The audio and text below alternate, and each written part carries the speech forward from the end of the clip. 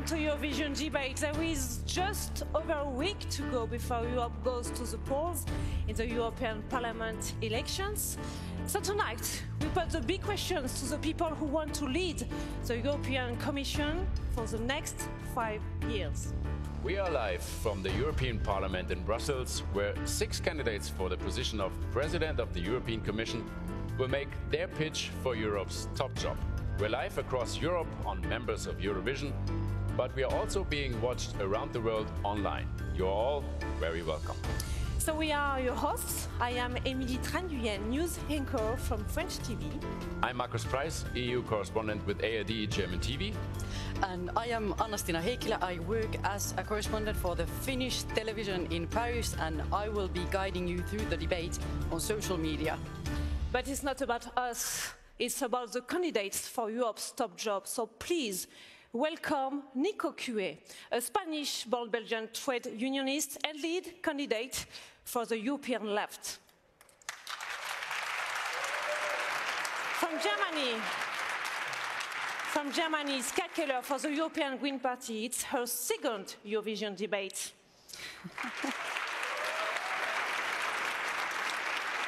From the Czech Republic, Jan Zahradil, member of the European Parliament for Alliance of Conservatives and Reformists in Europe.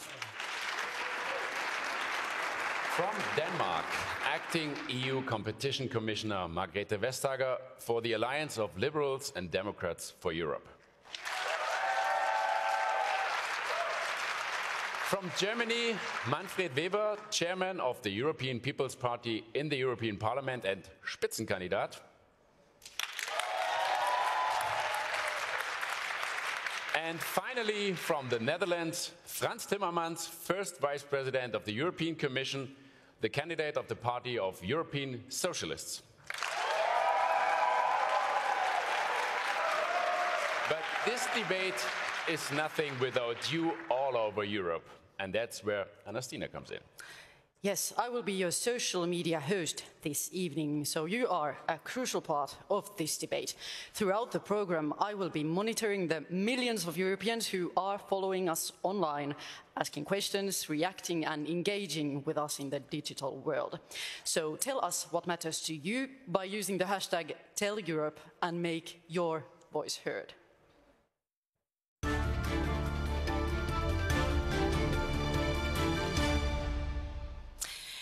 Of course, every debate has rules, and this one is no different. So, this debate will last 90 minutes. Each candidate will have 1 minute to answer each question. And during the debate, they will have each 2 opportunities to challenge other candidates. And we really encourage all of you to make use of this rebuttal card, because then we have really a lively debate here on stage. Each participant will also have the opportunity to make opening and closing statements. The speaking order was decided in a draw. And let's begin. Nico Cué, the floor is yours. Bonsoir, je m'appelle Nico Cué et je suis candidat pour le Parti de la gauche européenne. Je suis né en Asturie, une région du nord de l'Espagne, où mon père était mineur et où il a été obligé de quitter cette Espagne parce qu'il s'opposait à un régime franquiste, à une dictature franquiste. Nous avons été accueillis en Belgique avec des gens qui ont été extrêmement solidaires avec nous. On a pu fonder un foyer, aller étudier, travailler, et c'est ces gens ordinaires qui m'ont donné cette impulsion pour l'Europe, c'est-à-dire cette capacité d'être solidaires des uns avec les autres. C'est cette Europe solidaire que j'ai défendue quand j'ai été militant syndical, responsable syndical. C'est cette Europe que je souhaite continuer à défendre. Mais malheureusement, c'est aussi l'Europe de la fraude fiscale, c'est aussi l'Europe des banques, c'est aussi l'Europe qui n'est pas celle de la solidarité. Donc, je souhaite avoir une Europe solidaire. Thank you, Nico Cué. Ska Keller. Hello everyone. This debate and these elections are important because people from all over Europe are looking at us and they're asking for solutions. They know many things are going wrong from the climate crisis to austerity to the backlash against democracy and civil liberties, Europe is struggling to fulfill the promises that has been built on. And tonight, I want to make the case for a different Europe, one that protects our common planet, the only one that we have, a social Europe where everyone finds decent housing and has a decent wage.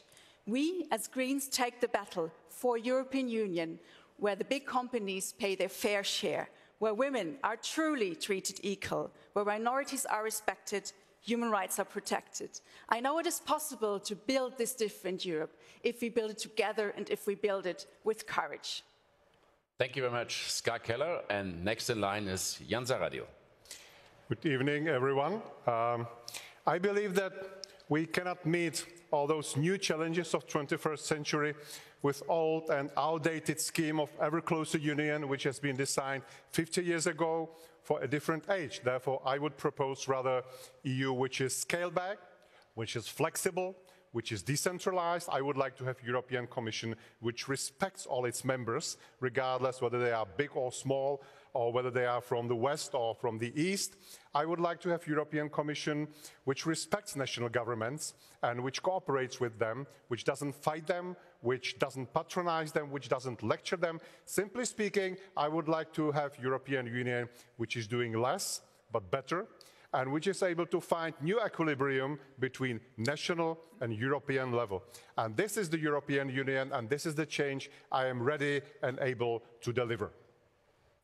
Thank you, Jan Zahradil. Margrethe Vestager, it's your turn. I am Margrethe Vestager. I'm from Denmark. My husband and I have 3 daughters. I was a minister, a political leader. Today I work for you. As Commissioner of Competition, I make sure that businesses play by the rule book. So you, as a consumer, have choice, quality, and fair prices. For me, the most important thing is that you are empowered to live the life you want to live in your community, that you feel counted in, and that you have a fair chance of making it. Europe is the best place to live today, especially if you're a woman. We have achieved so much. That doesn't make everything good. We have work to do to fight climate change, to deal with technology, to create societies built on the rule of law where you can provide for yourself, to make that everyday life. That's why I'm here. Thank you very much, Margrethe Vestager. And we take it to Manfred Weber, please. I want to thank you. I had the opportunity in the last weeks and months during my electoral campaign to travel a lot around the European Union and to meet a lot of the Europeans. And I experienced that we have the same concerns, even the same fears, and the same hopes for the future of our continent. And what I want to tell you with this is the method, how I want to work on Commission level, on European level. A Europe which is close to people, a Europe which cares about the concrete issues from the citizens, a Commission of the people. That is what I want to work for. And having this in mind, I think Jean-Claude Juncker, the current Commission President, called and named his Commission the Commission of the Last Chance. And he is an EPP Commission President. I think he did a good job. I want to call the next Commission not the Commission of the Last Chance. I want to call it the Commission of a fresh start, of a new era, of readiness, openness, for optimism, for showing to the world that we can achieve as Europeans so much together. Thank you, Manfred Weber. Finally, Frans Timmermans. Thank you. Good evening. You know, you have the future of Europe in the palm of your hands. Next week, you will decide the fate of Europe in the next 5 years.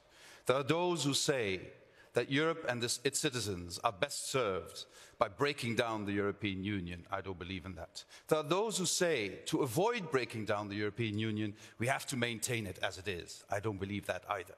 I believe to save and strengthen Europe, we need to fundamentally reform Europe. It's time big companies finally started paying taxes. It's time we introduce a minimum wage in every member state. It is time we have equality in pay of men and women. It is time we put an end to violence against women in Europe. It is time we enforce the rule of law in every member state so that everybody abides by the rules. It is time we put the climate crisis and sustainability on the very, very top of the list of the next Commission. That is my proposal to you tonight. Thank you, Franz Timmermans. Thank you to all for your introduction. But, you know, it's your debate to you in front of your screen. So let me join Anastina now online for our social media hosts. Anastina, maybe there is already some reaction, some tweets regarding this debate. Yes, Emily, welcome to the social media hub. As you see, we are here following all your comments and questions with my team. And yes, the conversation, it has already started. It has been very lively. Questions have actually been pouring in already before the debate. Hashtag Tell Europe, it is already trending in Belgium and in Germany. And as you can imagine, there are some topics that are already very popular online. Any idea what they are? Well, let me tell you. Brexit, climate change, digital privacy and migration. In fact, Sea-Watch have tweeted using hashtag Tell Europe that they rescued 65 people from the Mediterranean today. So clearly this is a major issue. So make your voice heard, keep your comments coming and questions coming and use the hashtag Tell Europe. Let's get back to the main stage and get started with the debate.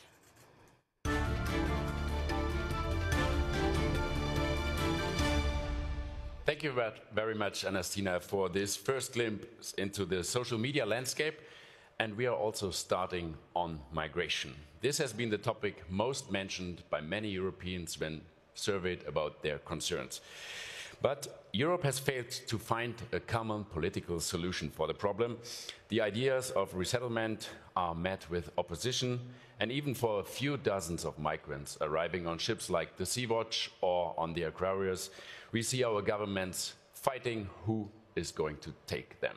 So our question to you is, given the fracture, the tensions we see about migrations, would you, as a Commission President, drop the efforts to find a common solution? And if not, how do you solve the problem? The question goes to Mr. Zahradil, please.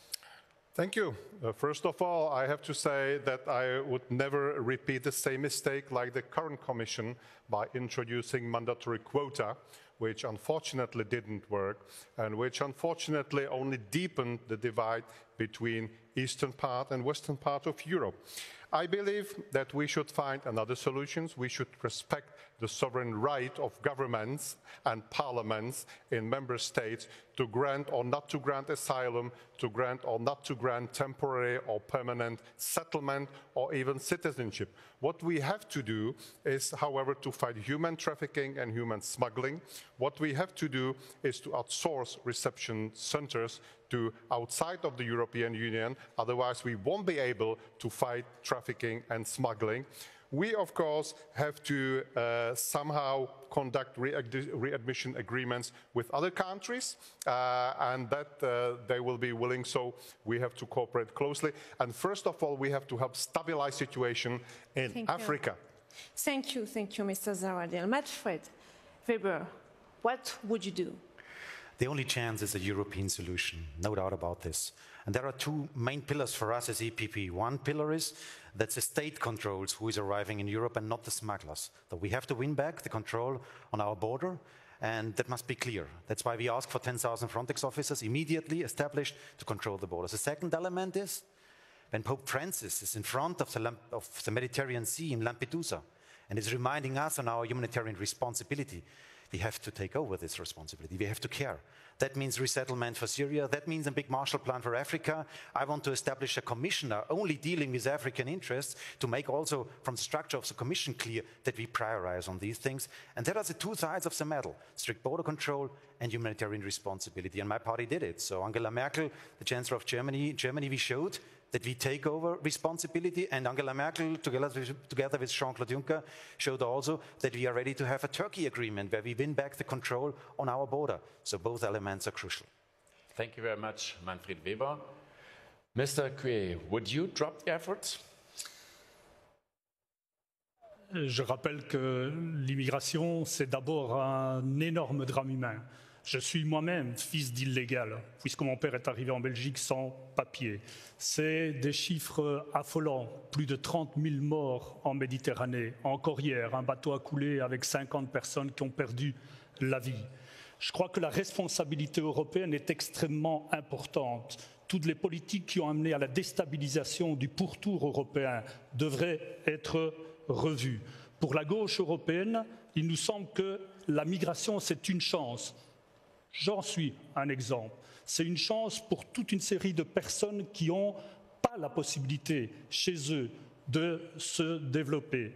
Pour nous, il n'y a pas d'invasion de l'Europe. Il y a 0,5% de la population, ça représente 0,5% de la population.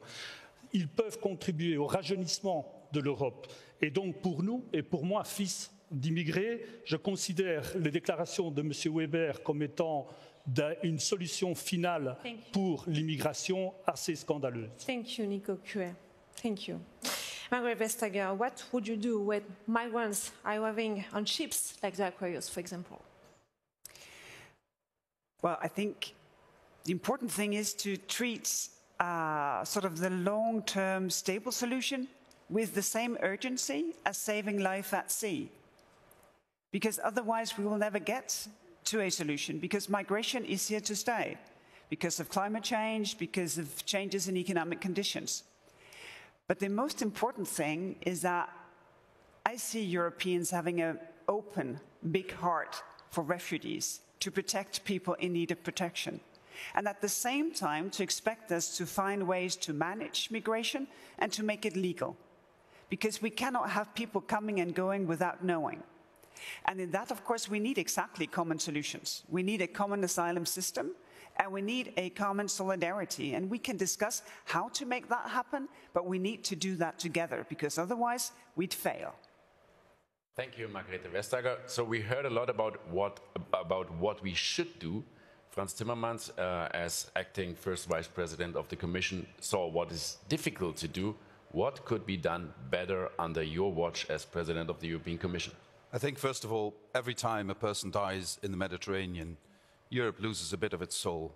So we're losing who we are. We're losing our values by not solving this problem. Secondly, once people are on boats in the Mediterranean, you have to take care of these people. And you shouldn't put fines on fishermen or other people in other boats who rescue people at sea, like the Italian government is doing now. That is unacceptable.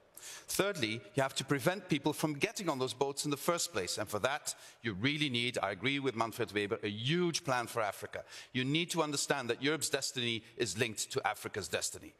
But only with these measures and better border protection and agreements with third countries, we will not solve it. We also need solidarity in Europe. Solidarity is not just for things you like, it's also sometimes for things you don't like. And if Central and Eastern European countries continue to refuse solidarity, sooner or later, borders will be back in Europe where they don't belong. And that would be to the detriment of every citizen in Europe. We need to prevent that. We need solidarity. Gives a clear perspective. Thank you. Thank you, Franz Timmermans. Ska Keller, as a President of the European Commission, what would you do? We stand clearly for a European solidarity. We need to fairly share the responsibility that we need to face. We also need to support the communities that are actually doing so much already to welcome people in need. Many cities, many people, many initiatives are helping. But really, what is absolutely unacceptable is what's happening right now in the Mediterranean. People are drowning, and we know where they are. They are calling the search and rescue center. No one is picking up the phone. The Italians are telling them to call the Libyans. In Libya, no one is answering the phone. There's a civil war in Libya. There is no Coast Guard, and we're even giving to those militias which call themselves Coast Guards support. This should not happen. We need to have a European search and rescue effort, because we should not allow that any single person dies in the Mediterranean. Thank you. Thank you, Ska Keller. Thanks for the first round of answers. Our second question is on youth unemployment. If you look into the details, you see there is a huge gap between countries in the north and east, and those like Greece, Portugal, Italy, or even France. Youth unemployment in Greece, for instance, is at 39%. But what is the explanation for that? Too much austerity, like in Greece or Portugal, or maybe not enough reforms, like perhaps in France or in Italy. Our question to the candidate: how would you try to bring the more than 3.3 million young Europeans back into jobs? Mr. Zahradil, the floor is yours. Well, first of all, let's be very clear that this is not the European Commission which creates jobs. Businesses create jobs, and European Commission can create business-friendly environment by good legislation and by funding good programs from its budget. And some good programs have been already developed. We have, for instance, Digital Europe, funded by, I think, 10 billion of euros. We have also Horizon Europe, which is supporting research and development with another part of the European budget. And we have also InvestEU, which combines private and public resources for improving infrastructure. So what I believe is that we need some tailor-made solutions for each and every country, because our economies are very diverse. Structures of our national economies are different. And if you look at Europe, you can see that in some countries is actually unemployment very low. In my own country, it's less than 3%. So tailor-made solutions, encouragement of new programs and good legislation. These are my solutions. Thank you, Jan Zahradil. We take it to Manfred Weber. Germany also always insists on austerity, on the 3% criteria. Is this also a cause for the youth unemployment in the south we're seeing, and are you going to change something about it? Well, I remind the Germans, the Dutch, the Austrians, the Finnish, who are doing quite well at the moment economically, that we only can have a good future if we can create jobs and growth, especially for the young generation in the south. We only can answer the challenges together. So it's responsibility and solidarity together. We have to bring these things in one line. And I want to describe one element. I was in Portugal, in Porto. I met with young students there. And they told me that, Franz, they were not first of all asking about minimum wages, because that is one of the proposals from the socialists. They were asking, the young generation of the south is asking for jobs, for good paid jobs, for good salaries, to establish their own families. And that's why we need a good economic policy to create these jobs. And that is infrastructure, that is research, that is openness for trade, and that is for all of us to practice a strong single market, to establish even a stronger single market for the future. So social is what is creating jobs. Thank you, Manfred Weber. Just remember, you have two rebuttal cards to challenge other candidates. So, Nico Coué, do you agree with Manfred Weber? A good economy policy is a solution to get unemployment down in Europe? Mais je ne pense pas, puisqu'ils sont au pouvoir actuellement, ça fait longtemps qu'ils sont au pouvoir, et malheureusement les politiques sont totalement inefficaces. On tient des discours pendant les moments électoraux, et puis on continue à augmenter l'austérité, à réformer le droit du travail, à créer de la précarisation, à des salaires qui sont bien inférieurs parfois au salaire minimum, et en plus on augmente l'âge de la pension de leurs parents, ce qui fait que les parents doivent travailler à 65 ans et les jeunes sont au chômage à la maison. Pour nous, si on veut s'attaquer à la précarisation du travail, c'est de revenir au contrat de travail clairement à durée indéterminée. Arrêter avec des contrats 0 heure qui ne mènent les jeunes nulle part. Essayer de faire en sorte que nous ayons un salaire minimum européen qui soit au-dessus du seuil de pauvreté, parce que sinon, aller travailler et continuer à être pauvre est inacceptable pour ces jeunes. Il faut vraiment que ces contrats à durée déterminée soient l'objectif de chacun de ces jeunes en Europe. Thank you very much, Nico Coué. Margrethe Vestager, is it just like the general business environment we can do something about, but not really giving an answer to millions of young Europeans who want a job?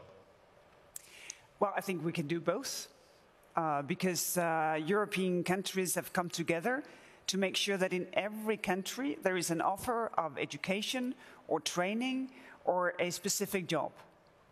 Because with no job, you just open the door to no future. And of course, it's a very good point that we need a strong economy. We need to invest. We need to make sure that businesses can do business and grow. And we see jobs are being created in Europe. I think more than 12 million jobs over the last 5 years.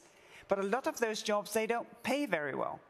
And we should agree that we should promote an economy where you can make a decent living when you have a full-time job.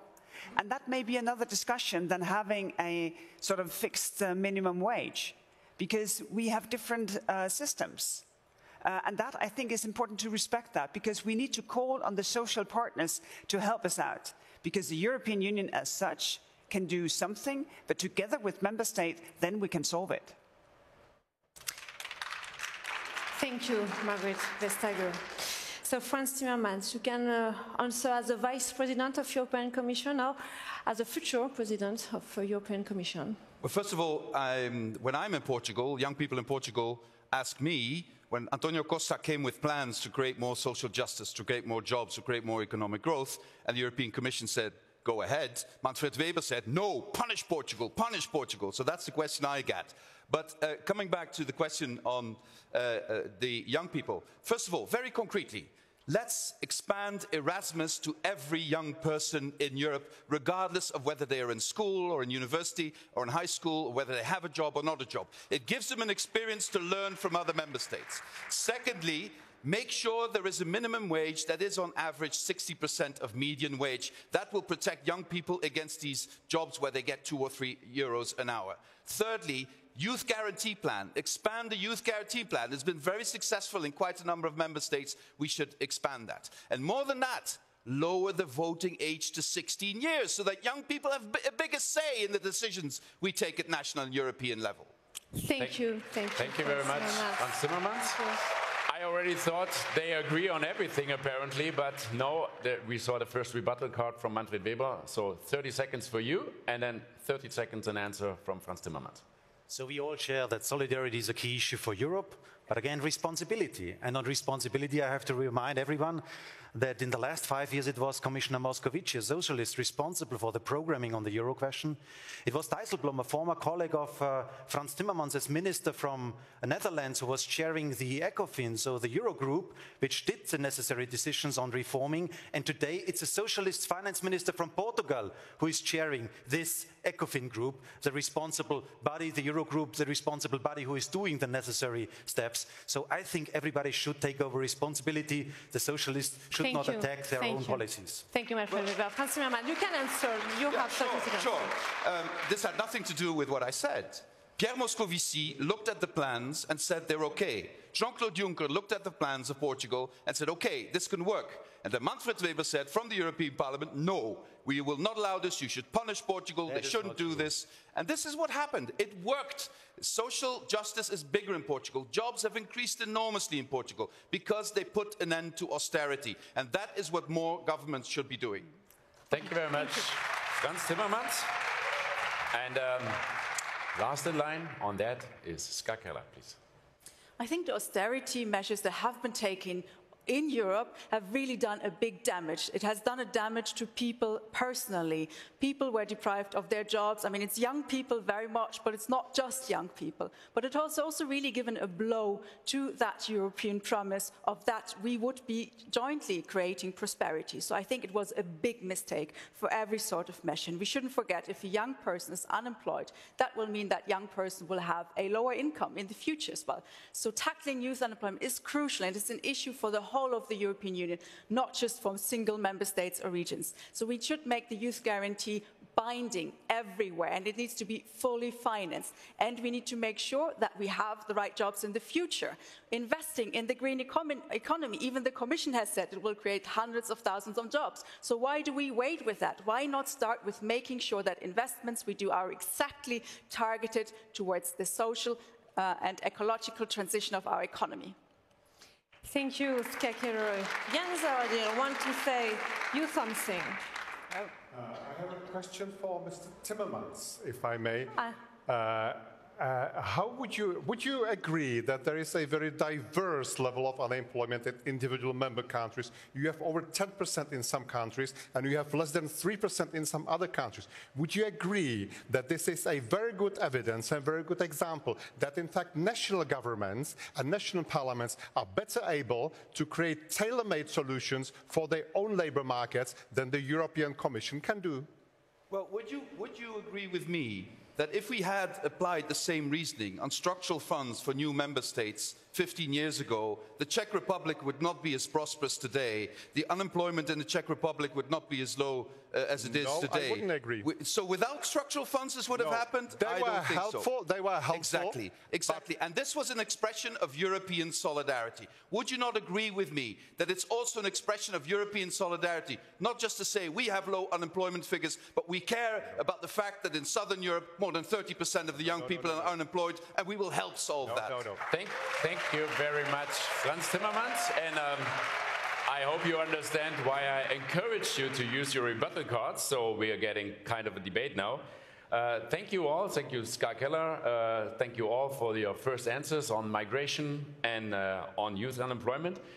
Old-fashioned here on the stage, but let's have a look at the fancy social media stage. Yes, it has been great to see that thousands of you are already getting involved. The hashtag #TellEurope has been mentioned more than 7,000 times. And let's see how far that goes by the end of the night.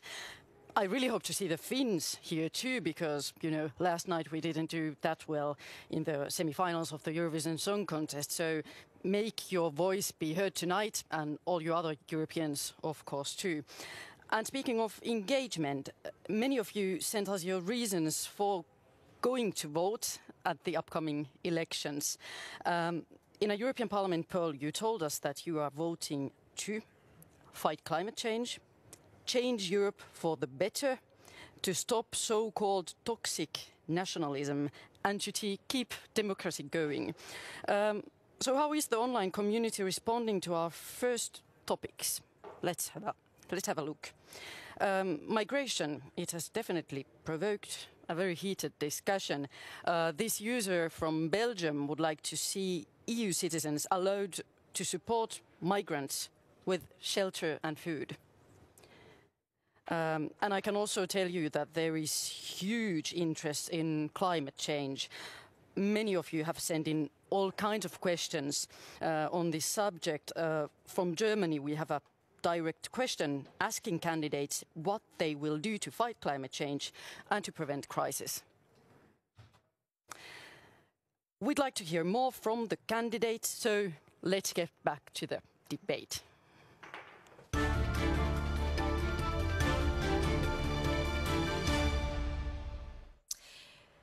Thank you, Anasina, for the perfect transition, because we can move on the next topic, environment and climate change.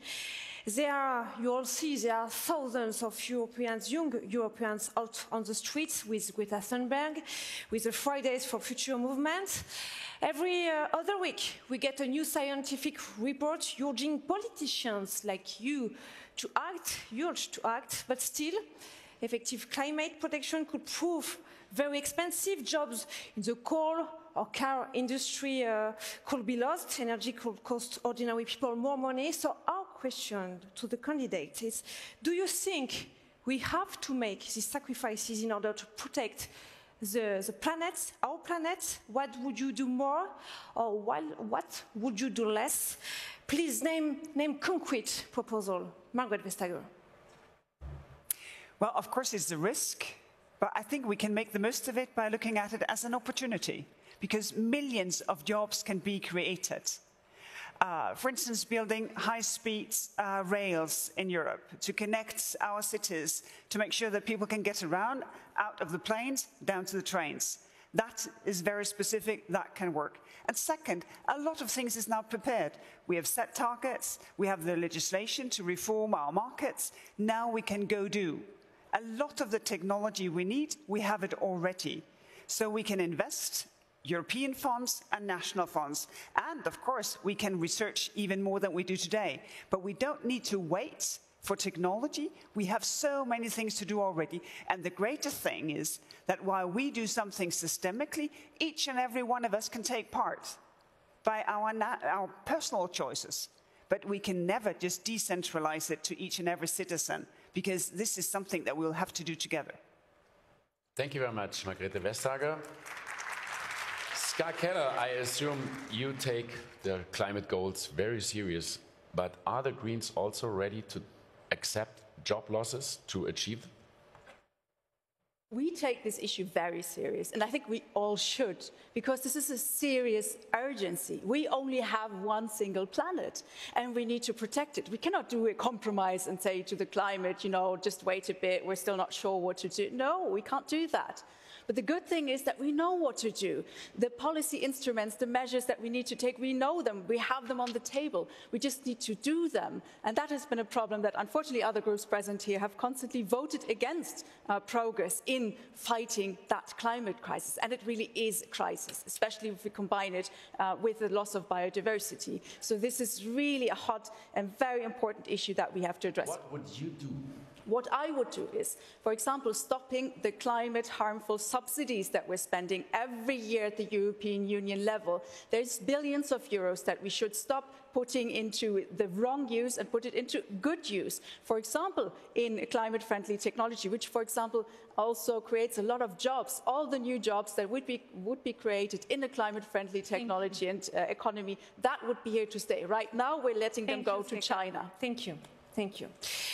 Frans Timmermans, as the Vice President of the European Commission, do you heard the young European into the street? Do you heard the report of the scientific? Yep, it's what I hear everywhere I go, every day, 10 times a day, every day. First of all, let me say, Ska Keller has said some clear words about this. Mr. Coué is one of the leading politicians in the European Parliament on climate change and on the environment. The three of us already have a quite good record in the last 5 years in the European Parliament. My offer to them is let's work together in the next 5 years so that we make sure the next Commission puts the climate crisis on the top of its agenda. And I'm sure we will also convince many people in the Liberal family so that we create an alliance going from Tsipras all the way to Macron to make sure we put this on the highest level of our agenda. But concretely, why are we not taxing kerosene? We're taxing the fuel in the cars and in the trains, but not in the airplanes. Unacceptable. Why are we not introducing a CO2 tax for all companies in Europe? A CO2 tax, which revenues we can then bring back to the people so that they can make their housing sustainable, for instance. So why are we not introducing these measures? We can do that. We can do that if we agree with the member states and if we enforce this also with the help of the European Parliament. Thank you very much, Frans Timmermans. And I think we saw a first stage of coalition building here, but I assume we go to the opposition now. Jan Zahradil, what would you do more on climate protection or perhaps less?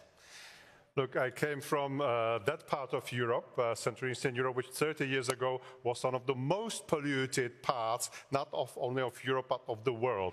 Now, over those 30 years, we have reduced the air pollution for hundreds of %. So it is achievable, but it has to be done in a socially sustainable way and gradually while introducing new technologies. And that's what I'm calling for. Socially sustainable way and gradual phasing, right timetable. So let's not put unrealistic targets ahead of us. Let's commit those commitments, let's fulfill those commitments we have signed, for instance, the Paris Climate Agreement. And when it comes to the Commission could and should change the way how, for instance, our subsidies from a common agriculture policy paid.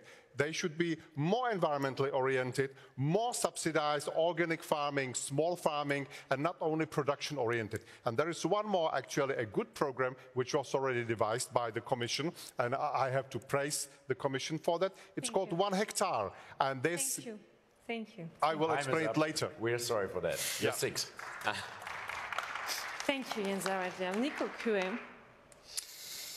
Mais moi, je remercie d'abord les jeunes qui, depuis des semaines, sont en train de rouspéter parce qu'ils ont l'impression qu'ils ne sont pas entendus. Et ils ne sont pas entendus. On peut entendre plein de discours des responsables européens, mais aucune mesure concrète n'est vraiment prise. Par exemple, on ne s'attaque pas aux gros pollueurs. Ces multinationales qui sont responsables de presque 70% de la pollution mondiale, on ne leur fait absolument rien. Par contre, je suis totalement opposé qu'on déplace le problème vers la taxation des citoyens les plus faibles, comme le fait Macron par exemple en France. C'est totalement inacceptable. Pour nous, il y a des solutions, il y a une tradition industrielle au niveau de l'Europe. On a fait Galileo, on a fait Airbus. Pourquoi est-ce qu'on ne reviendrait pas à une initiative publique pour s'attaquer clairement au climat? Et qu'on ne nous dise pas qu'il n'y a pas d'argent. Pour sauver les banques, on a trouvé 3 000 milliards et c'est M. Timmermans, je crois, son groupe qui a fait qu'on sait aujourd'hui que la fraude fiscale est aux alentours de 850 milliards. Il y a des moyens pour lutter contre le climat. Thank you very much, Nico Quer. And we take it to Manfred Weber. Would you be more ambitious on climate protection than the actual acting Commission now? 2050, to achieve a European Union which is carbon neutral. That is our common goal. And that's why I cannot understand why we create here divisions when we have common understanding about what to do for the future. The EPP is clearly committed to this goal. But on the way, how we achieve this, there are discussions necessary, because I don't accept that the losers of the development will be the pensioners, the poor people in our societies, will be the industrial workers of the car industry. We have a lot of concerns about whether they can manage this transitional period. There are a lot of concerns on the table, rural areas again. And that's why we have to make it in a way that everybody can respect it. And when I refer to my EPP party, I tell you it was the Commissioner Arias Canetti, an EPP commissioner, who presented all the initiatives in the fight against climate change. Our day achievements are together with the EPP voice, and I will continue. Thank you, Manfred Weber. Franz Timmermans, you want to challenge? Well, just very briefly, I mean, we just, an NGO went through the voting in the European Parliament over the last 5 years, and they call the EPP dinosaurs. So there is a problem there. It's not my word, it's what the NGO did, just looking at the voting. But secondly, I'm sick and tired of the excuse, it's going to hurt pensioners, it's going to hurt socially weak people. You know what's really going to hurt? If we do nothing. If we do nothing, we will be in a climate crisis of incredible proportions. If we do nothing, it's the poor people who will suffer first. They have no way to go somewhere else to avoid this crisis. We need to act. The longer we wait, the more expensive it is and the harder it is on poor people. Manfred Weber. Again, from Franz Timmermans, great words, but not concrete actions, you see. We need concrete actions now, and that is necessary for achieving the goal. And I tell you, the trade emission system, which we established into the European Union, we can expand this to the aviation sector. That would be an important step. Or to look for the question how we can now boost innovation. I believe as an engineer, I am an environmental engineer by my profession. I believe in innovation, not in punishment, not in bans, not in regulatory framework. I believe in innovation. And that's why establishing a horizon which is investing in technologies which are capable to solve the problems, that is what we have to do. Okay, but thank you very much. Time is up for that, and we have a lot of further questions on that because we have 2 more rebuttal cards. First, Ska Keller. I do think we have great differences among the groups, among the parties on the climate issue, because some only talk about the climate and others, like, we want to do something about it very concretely. So my very concrete question to Manfred Weber is on that. If you're saying emission trading is great, then why did you vote, personally, why did your group vote against reforming the ETS and making it actually workable? Right now we're giving out so many free certificates that they can go for free and even trade the certificates among themselves, the very big companies. Why did you vote against that? Why did the EPP vote against more ambitious climate targets? This is not at all what real climate action looks like. Before we give it to Manfred Weber, just very briefly, ETS means emission trading system, for those of you who are not familiar with that abbreviation. Manfred Weber, please. Exactly, because my party is a party who's trying to bring things together. We can be ambitious, and that's the job of the Greens in a way to be very strong on climate change. But again, I had a meeting with the trade unions, not with CPP voters mainly, with trade unions, socialists, who told me if you implement the goals of the Greens, then we have no future for our jobs. And that's why let's be sustainable. Sustainability from the United Nations means ecological ambition, also economic stability, and also the question of sustainability in the technological fields. Bring things together and not split them up. Weber, you will answer again, because Margaret Vestager wants to challenge you. And this is because you sort of insist that my colleague, Miguel, is a EPP. But he didn't make amazing work because he's EPP. He did that because he's part of the Commission. My colleague, Violetta, she didn't pave the way to decarbonize transportation because she's liberal. We work together as a college.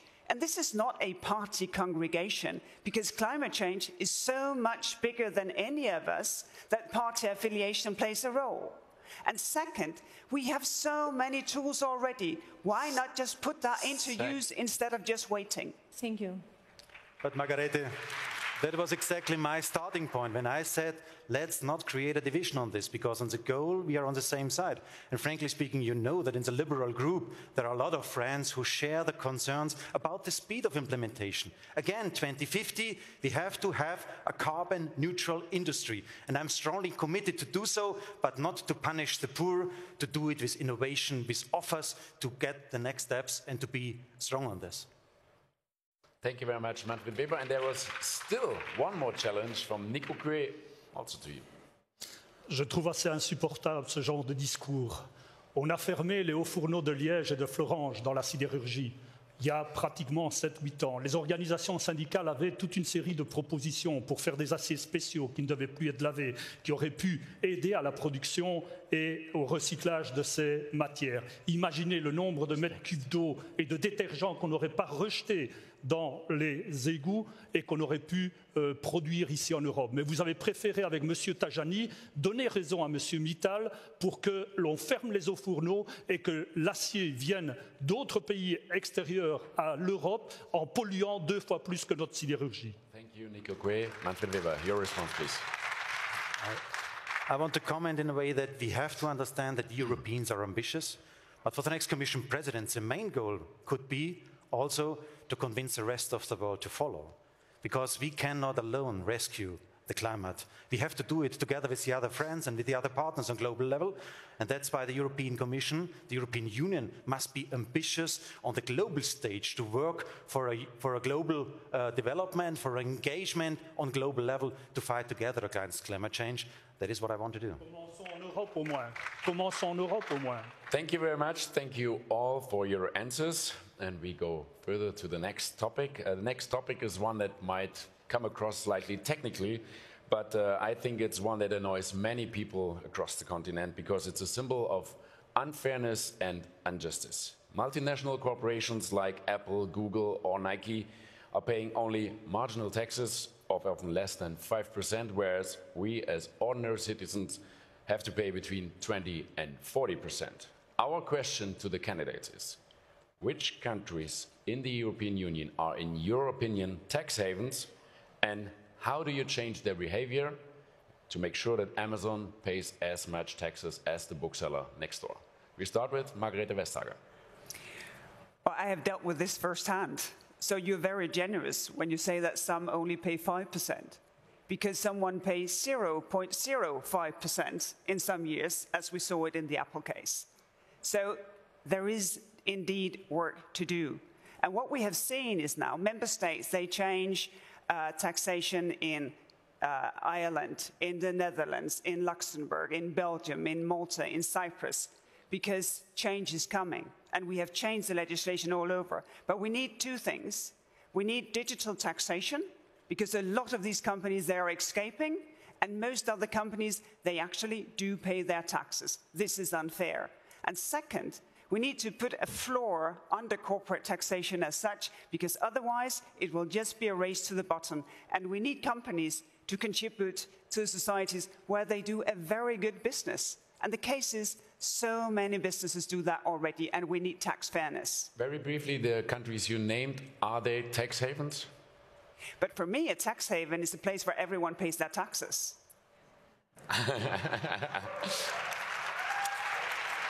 Thank you, Margaret Vestager. Skakelo, are you as optimistic as Margaret Vestager? Change is coming?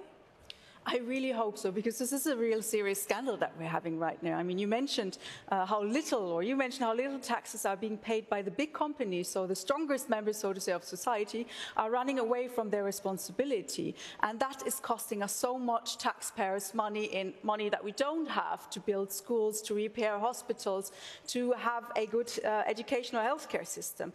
So absolutely, it is key that we have tax justice. This is part of social justice.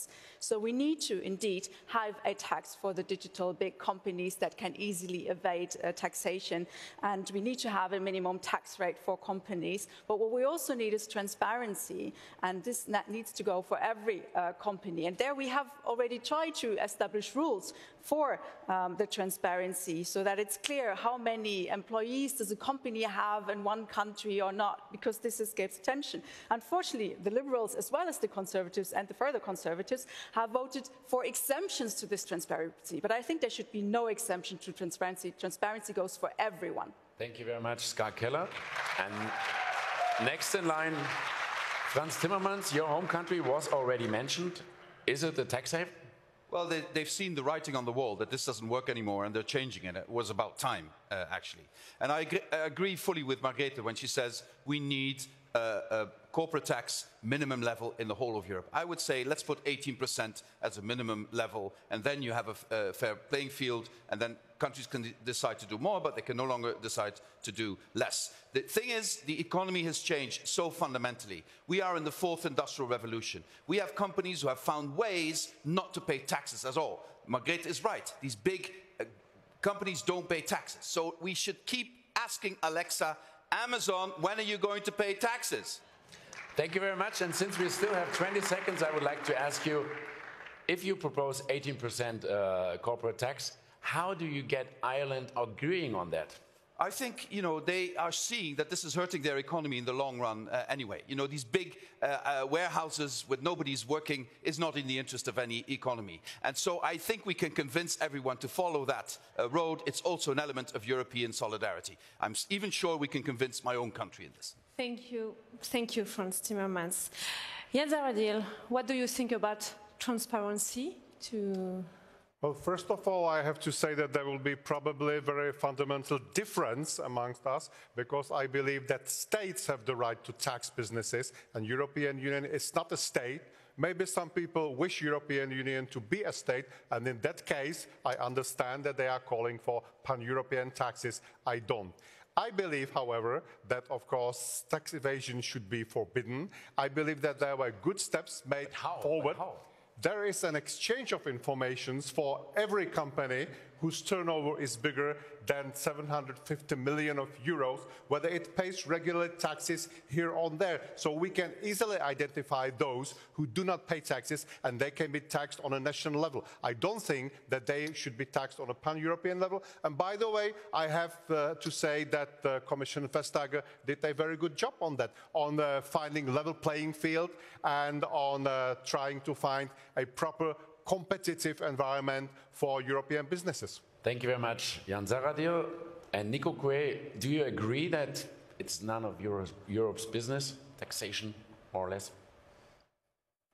Pas du tout. Je pense qu'il faut bien mesurer que nous avons en Europe des zones où on a enlevé la totalité des services publics. On a enlevé l'école, on a enlevé la maternité, on a enlevé les transports en commun, on a enlevé tout ce qui est la richesse, tout ce qui fait en sorte que les impôts puissent servir à l'ensemble de la population. Ça fait combien d'années que l'on discute d'essayer d'harmoniser, ne serait-ce qu'harmoniser les impôts au niveau européen et éviter le dumping fiscal qui existe au niveau européen. Ils sont là, ils ont eu le pouvoir pendant des années et même ça n'a pas été fait. Donc je pense qu'il faut à un moment donné arrêter les discours bienveillants et passer à l'offensive. Sur la fraude fiscale, est-ce qu'on s'imagine que 850 milliards de fraude fiscale, c'est combien d'écoles, combien de services publics, combien de soins de santé on peut corriger avec ça? Et enfin, il faudrait peut-être qu'on ait la décence, me semble-t-il, que les lanceurs d'alerte qui sont des éléments et qui dénoncent les scandales financiers soient protégés et non pas condamnés. Thank you. Thank you, Nico Coué. Manfred Weber.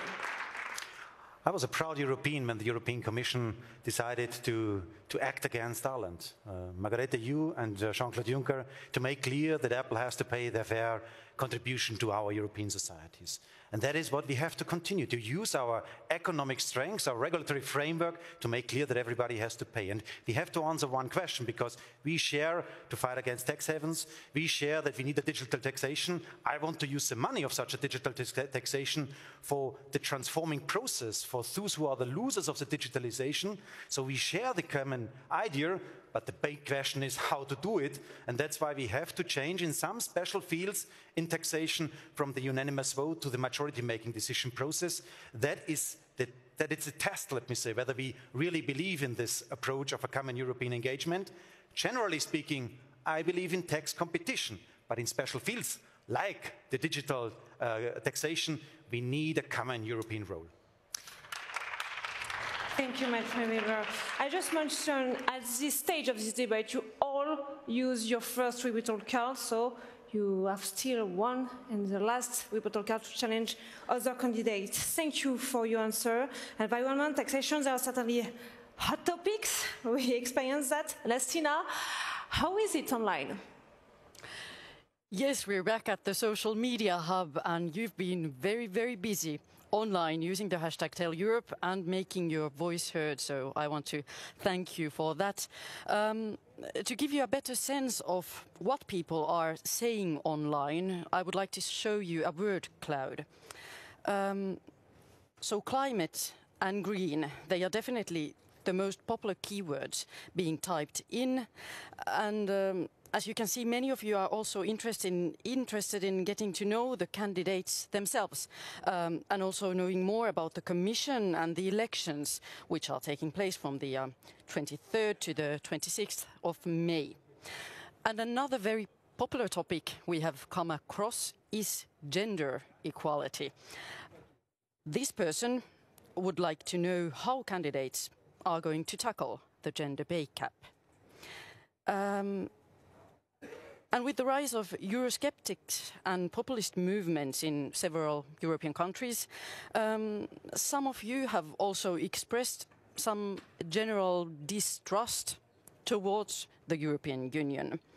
Here is a tweet from Germany that I think sums up what some of you feel. They think that EU is, people feel that it's not well enough explained what the EU does and what it is. So keep sending in your comments and questions with the hashtag #TellEurope, and let's continue the debate online and on the main stage.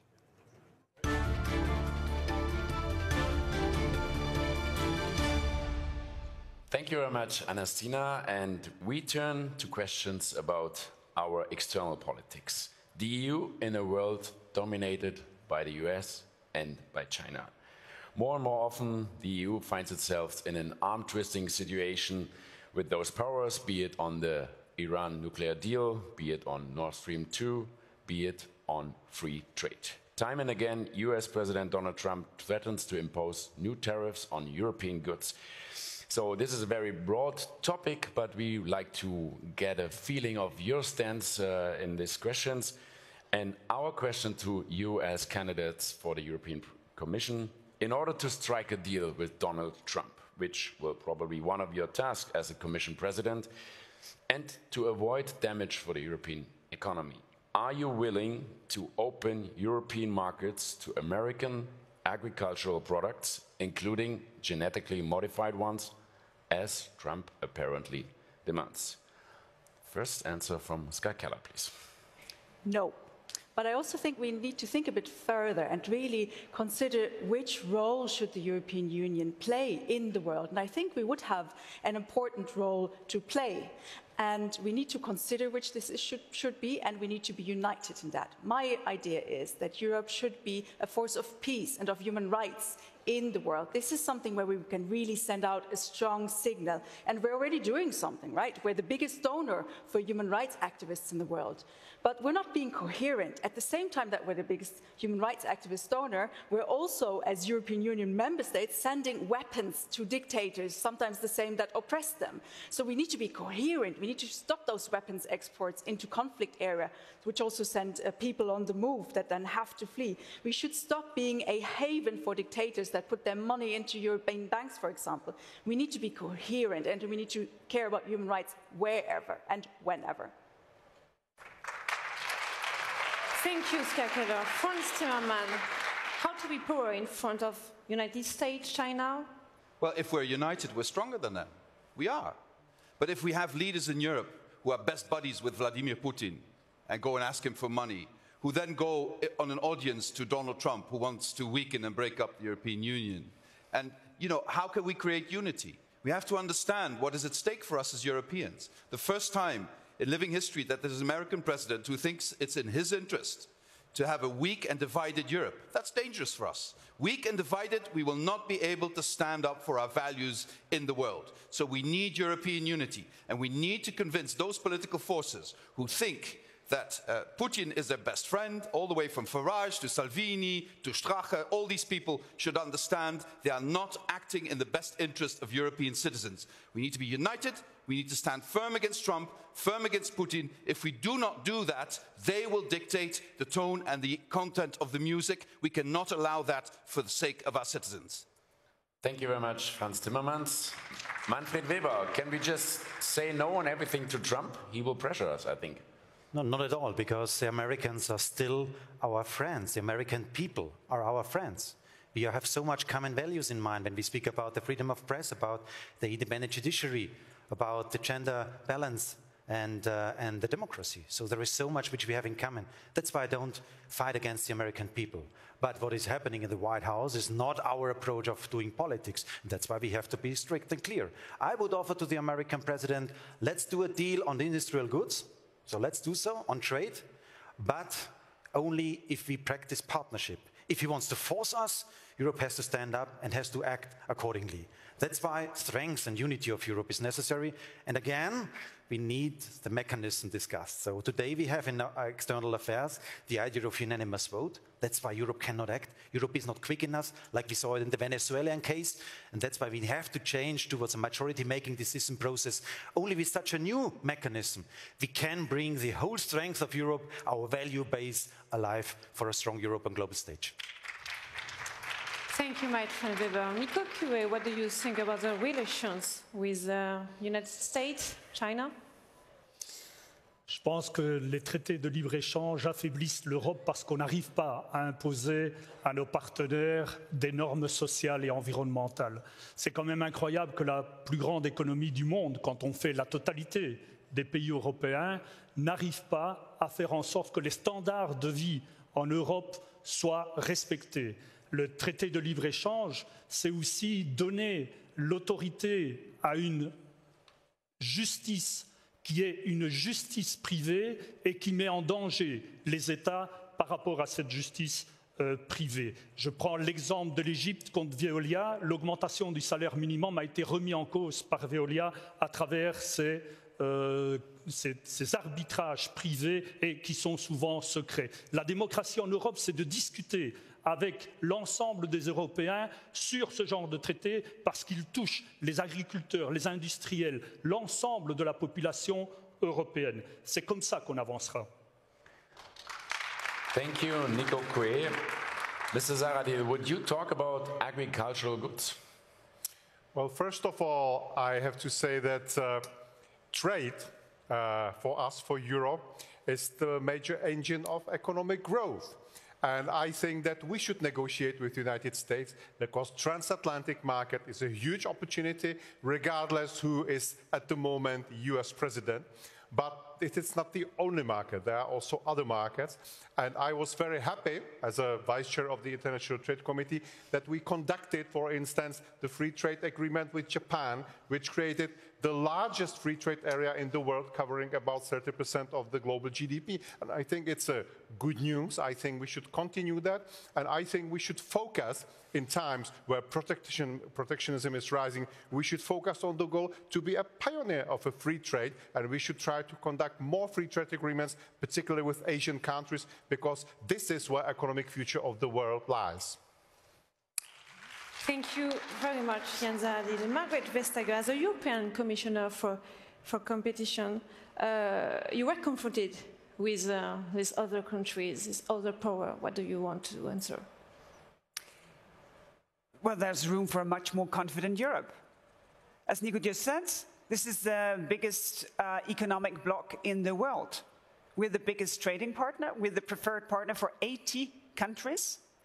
So a much more confident Europe, maybe also slightly more hard-nosed. Because if we give access to our markets, we should have access to other markets as well. And when we ask fair competition within Europe, we should also stand up for our businesses if they are met with unfair competition outside of Europe.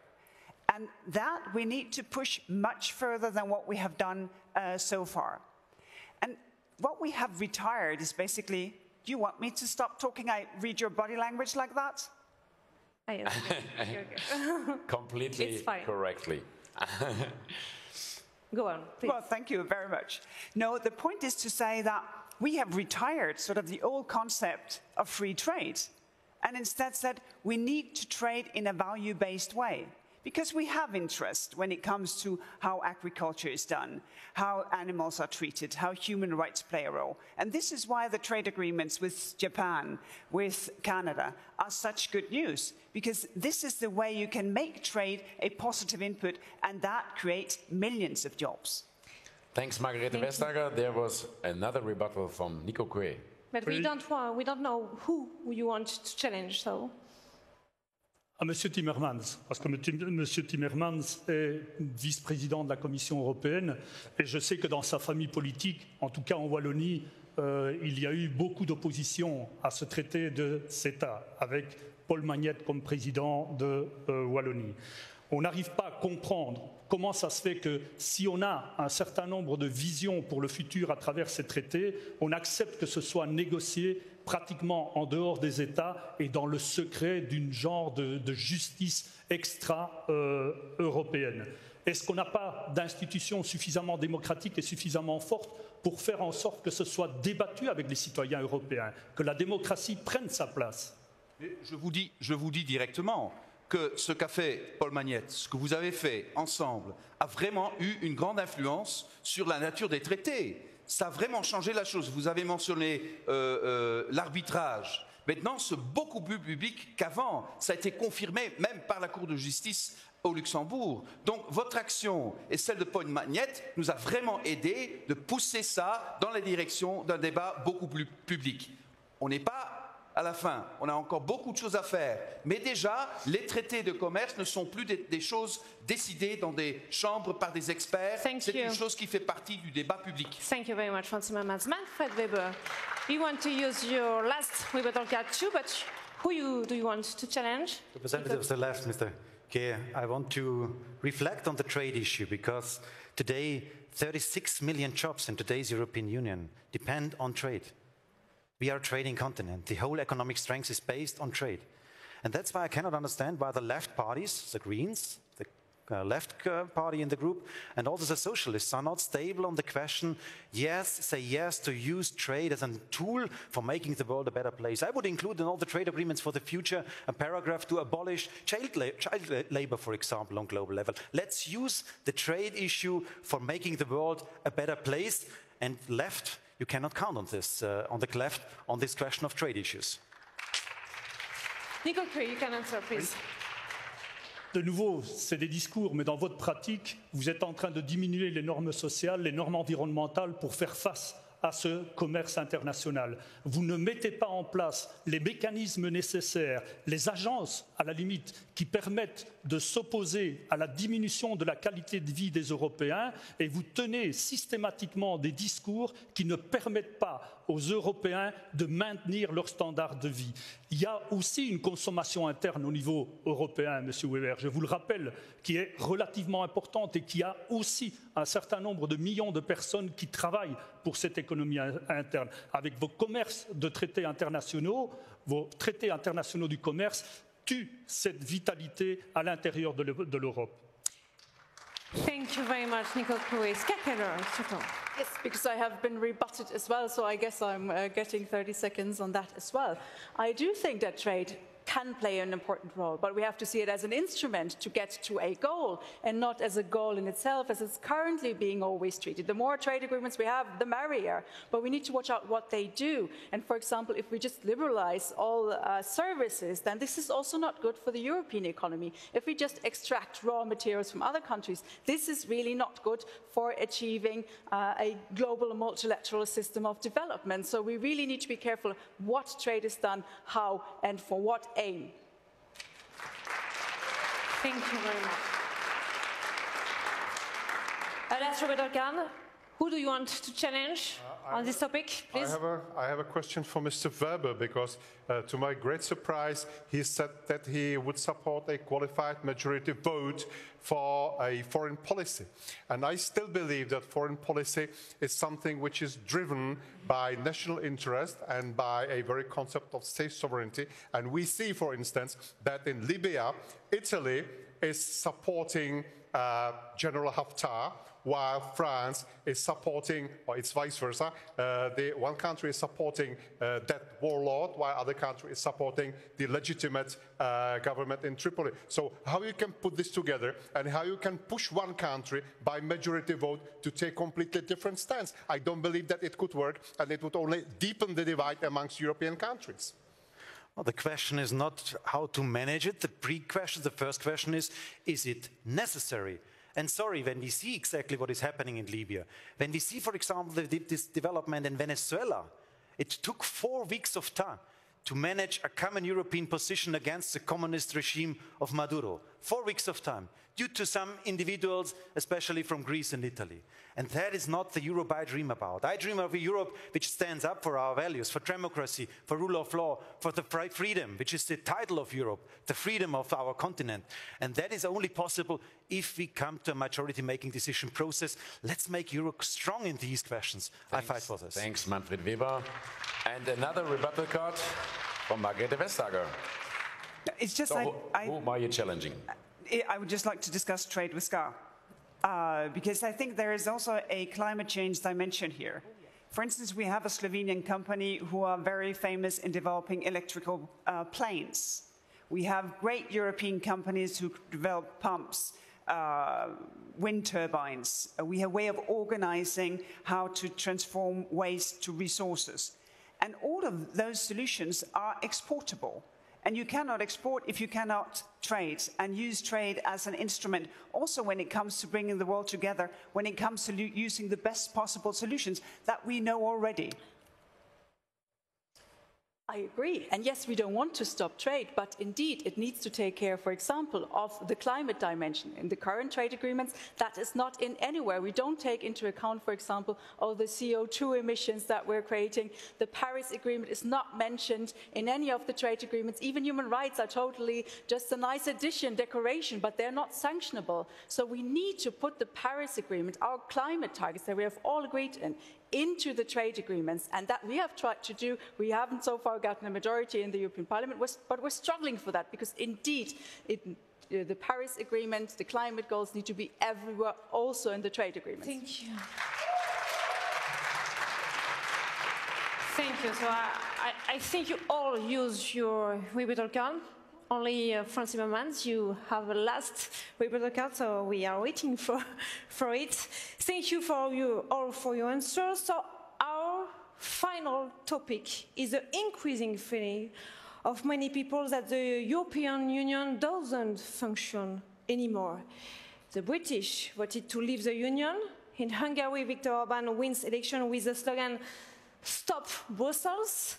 In Italy, Matteo Salvini clearly rides the same waves. And European values are under threat. There are already rule of law procedures against Poland, Hungary, with more to come. And turnout for the election has steadily declined over the decade. So our question to the candidate is, how do you explain the rise of Euroscepticism, and what is your share of responsibility? Ska Keller. I would even say that the problem is bigger. The name of the problem is bigger. It's nationalism. It's dividing the European Union. There's forces that want to destroy the European Union and that also don't recognize the human rights of other human beings. That is the problem that we face in Europe. And there's a lot of things that, of course, we need to do about that, can do about. And I think one very important one is not to give them too much space, because it's not a law of nature that they have to become bigger and bigger. And they're not, if we look around in different European countries. We all, as Europeans, take part in the decision of how much space we give those nationalist forces in the European elections. And also, as European parties, we need to take a decision.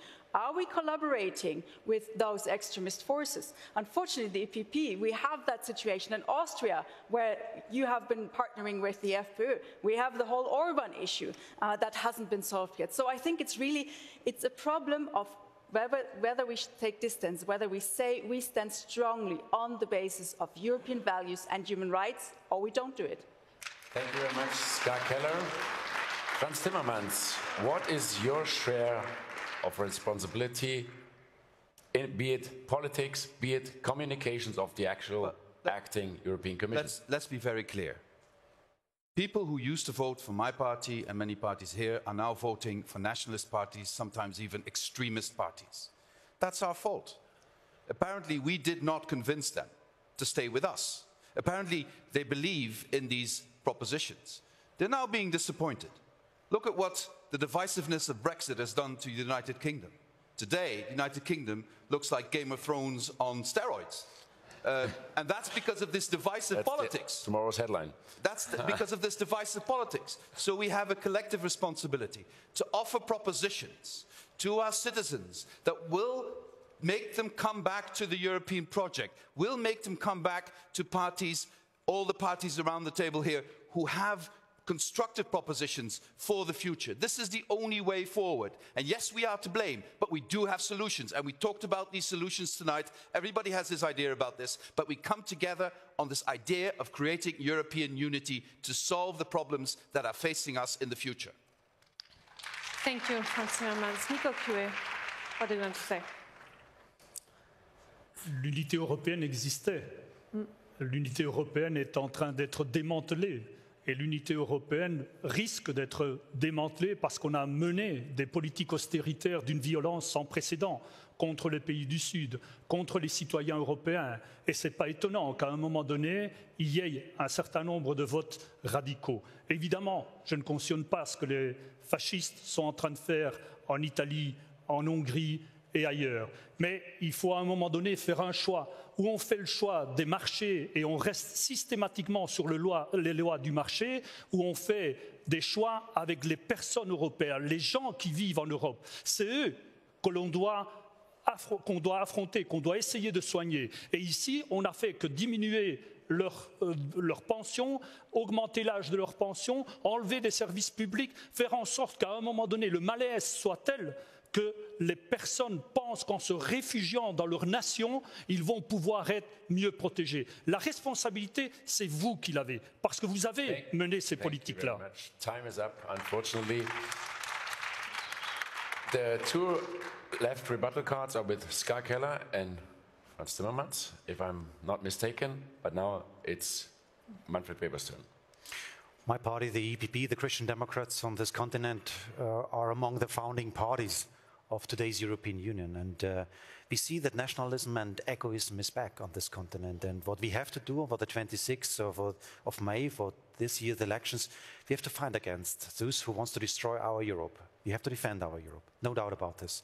And there are two elements important. One element is, if we want to answer, we have to make Europe democratic. In the Brexit case, the main message of the Brexiteers was, I want to have my sovereignty back. People feel not that Europe is my Europe, And I want to change this. This chamber, the European Parliament, is a place where the future of Europe must be decided. We need a democratic Europe for the future. And the second point I want to mention, we need a mechanism to defend our values. They are challenged in the European Union. And that's why I'm binding independent rule of law mechanism for the future, where we can also use the funds, the money of Europe, to sanction those who are not ready to respect our fundamental principles. That is what I fight for. Thank you, Martin Weber. Jens Zahradil, as a leader of reformists, conservatives, do you want to defend Europe? Well, I think that the main problem is that people, ordinary people in European countries that do not care about everyday politics, are somehow tired from endless European integration. They feel that European Union is interfering into their everyday lives, that it is threatening their traditional ways of life, their social customs and things like that.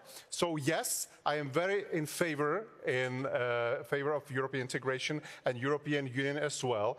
But as I said at the beginning, I want Europe that is doing less but better, slimmer, scaled back, flexible, decentralized. I don't think that more Europe and more Europe and more Europe is a universal response for each and every problem, like, unfortunately, EPP and socialists that were running the European business for the last 25 years. And I don't believe that they will be able to come with some genuine change. Thank you, Jens Zahradil. Frans Timmermans, your last word. I think Mr. Zahradil knows extremely well that I've had a difference of opinion with the Polish government, whose party is part of his group, over the last 3 years. And people were saying, oh, don't do this, it will lead to Polexit, people will be disenchanted with Europe. How does Mr. Zahradil then explain that after 3 years of very, very tough conflicts with this government, the support for the European Union in Poland is higher than 3 years ago? The Polish people attach more importance to Europe than ever before. They want to be part of this community of values. Give them that. Don't withhold that from them. Thank you. Frans Timmermans. I'm not stealing the European Union from the Polish people, but I give you another example from my own country. 90% of Czech citizens, of course, want to stay in the European Union, so that means that they somehow like the idea of European integration, while 75% of my citizens do not want to adopt the euro. So there is a clear example that people somehow like the European Union, but do not like everything which comes from the European Union. And we have to find the right balance between the European level and the national level, which unfortunately has been shifted too much in favor of the European level. Thank you very much. And to Margrethe Vestager, what makes people turn away from the EU, and do you see any self-criticism? I think there are many reasons. And if you want to change things, you need to change yourself first. In the way we talk. We talk very often as if we were keeping a secret with all the abbreviations we use. Last year we got digital citizens' right. That we call GDPR. How can you expect anyone to appreciate that? We need to speak in a different way. We need to take off the labels when people come to say this is the problem and discuss it for real. But then, of course, we also have to oblige ourselves to tell the truth. And what is now done to fight all the fake news and all the junk news that we see out there, that is part of the solution, to give people real food for thought and invite them back to a real discussion about how we unite our national democracies and our European democracy to make it work in everyday life. Thank you very much, Margrethe Vestager. We are behind our schedule, so very quickly to Anastina, what's going on in the social media world? Well, we have had thousands of people engaging with us, 5,000 people watching on YouTube, 28,000 on Facebook, 7,000 on Twitter. And in fact, we have been trending so far on Twitter in Belgium, Denmark, Germany, Ireland, France and Finland. Hyvä Suomi, kiitos. And while many of you have submitted questions on specific topics, a number of you have also asked about broader issues. So, for example, from Italy, we have a question from a true pan-European citizen who asks, why should I feel represented by one of your national parties? So, back to the main stage.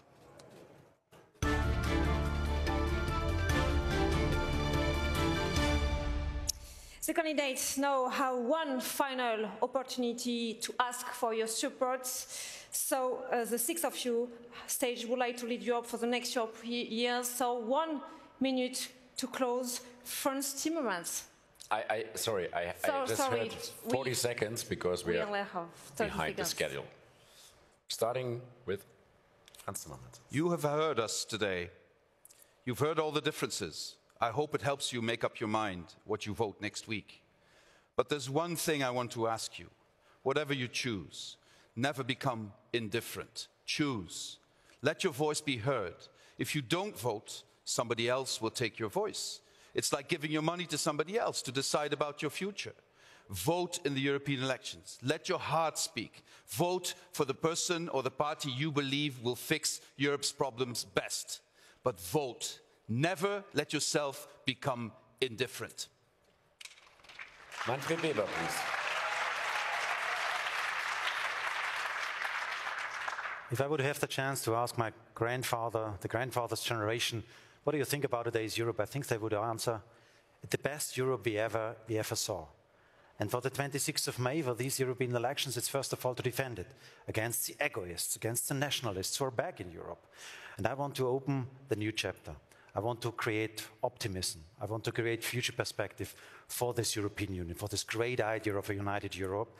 And I say it again, I want to make it in a democratic way, where you have the say, where you decide about the composition of this chamber of the European Parliament, and we will give us the advice, what are the top subjects what we have to deal with in the next upcoming 5 years. A democratic Europe and a strong Europe. Thank you. Margrethe Vestager. Well, two things. First, it's important to show that we do change. And the most visible way to do it is to have a gender-balanced commission, the same number of men as the number of women. That reflects our societies. And second, the challenges we've been discussing today, they're difficult. We need each other to do it, but it takes courage to overcome ourselves and our differences, to find common solutions. The power to change comes from you. Voting is power. Go vote in this election and inspire people around you to go vote. Otherwise, other people will use it. Thank you.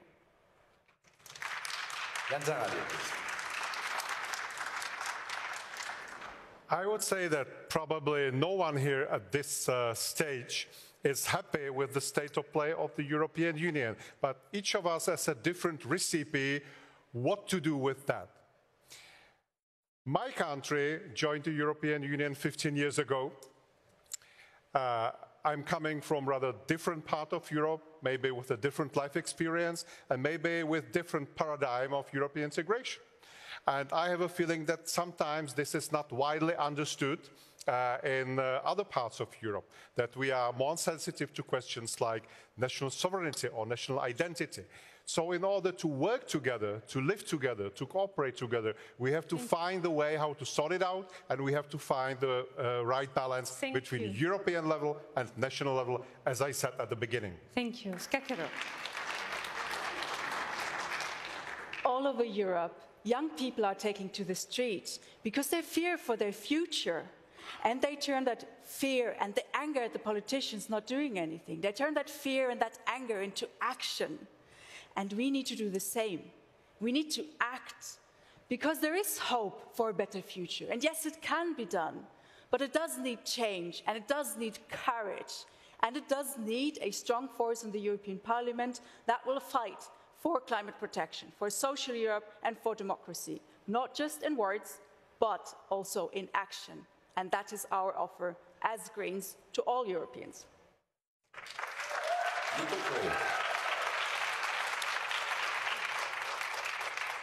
Nous venons de le voir, les dirigeants européens parlent mais ne s'attaquent pas aux vrais problèmes. Ils ne font pas face au réchauffement climatique, ils ne font pas face à la précarité, ils ne font pas face à la fraude fiscale. Nous voulons une Europe qui fasse face à tous ces défis. Nous voulons qu'en Espagne, on vote pour l'Europe, pour le féminisme, qu'en Italie, on vote pour l'Europe, mais pour s'opposer au fascisme. Nous voulons que tous les pays européens puissent voter pour des États sociaux qui leur permettent de vivre dignement. Nous voulons en fait que cette Europe change totalement de cap et nous demandons un vote pour la gauche européenne qui est la seule à pouvoir changer de cap. Thank you very much, Nico Coué. And that brings us to the end of our debate. I hope you spotted somebody whom you think would make a good president of the next European Commission. But anyhow, please join us all in showing your appreciation for all the 6 candidates.